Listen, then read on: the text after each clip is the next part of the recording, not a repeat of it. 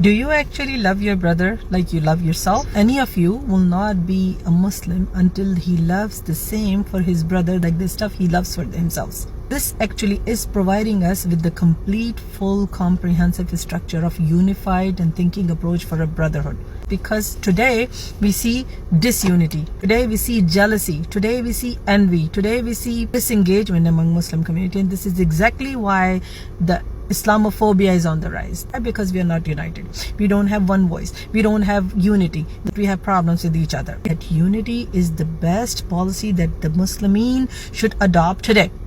Every single place on earth, globally, we are disrespected, we are tortured, but if we do not have a united front, if we do not have a united voice, we will continue facing this. We will continue experiencing this because we are denying the fact that was provided by Prophet Muhammad ﷺ with the unity. He clearly said the Muslims are brothers to each other. So if you don't like the same thing that you like about yourself or your brother, you're not actually acting like a Muslim. Forget about the tribal differences. Forget about the nationalistic differences. We are Muslim only.